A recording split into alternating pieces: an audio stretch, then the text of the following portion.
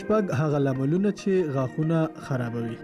که د غاښونو پاکوالي ته پام ونشي د غاښونو د توروالي او خرابېدو لامل ګرځي. همدارنګه خوله بدبويي پیدا کوي، میکروبونه ستوني او معدې ته داخليږي او انسان په بیلابېلو ناروغیو اخته کوي. خوله او غاښونه د انسان د روغتیا هنداره بلل کیږي. دلته درته هغه عام او مهم سببونه چې د غاښونو د خرابېدو لامل ګرځي وړاندې کوو. لومړی، ناسم برس وهل. ډېری کسان د غاښونو په برس کولو کې احتیاط نه کوي. د غاښونو په برس کولو کې باید له زیات سرعت یا تیزی ډډه وشي چې وریو او غاښونو ته مو زیان رسوي او هر ورځ 2 ځله استعمال شي. دویم، په غاښونو کې ډکی وهل. زموږ په ټولنه کې زیاتره خلک دا عادت لري چې تر ډوډۍ خوړلو وروسته د غاښونو د پاکوالي لپاره له ډکی استفاده کوي. د غاښونو د روغتیا پوهان وایي دا عادت مو د غاښونو روغتیا ته زیان اړوي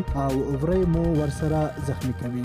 دریم، د سختو شیانو ماتول. د غاښونو په وسیله د چهارمغزو، بادامو او ځینو نورو سختو شیانو ماتول هم غاښونه ژوبلوي چې همدا عوامل د غاښونو د بریښ سبب هم ګرځي. څلورم، د انرژۍ څښل. د انرژیو او یخو مشروباتو څښل مو نه یوازې عمومي روغتیا ته زیان اړوي بلکې د غاښونو روغتیا ته هم جدي زیان اړوي، ځکه دا ډول څښاک په خپل ځان کې بېشمیره کیمیاوي مواد لري او څښل یې غاښونه توروي، ورستوي او همدا ډول معدې ته هم جدي ګواښ پېښولی شي.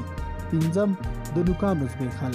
زیاتره خلک دا عادت لري چې وخت نا وخت خپل نوکان په غاښونو زبېښي، موښي او پرې کوي.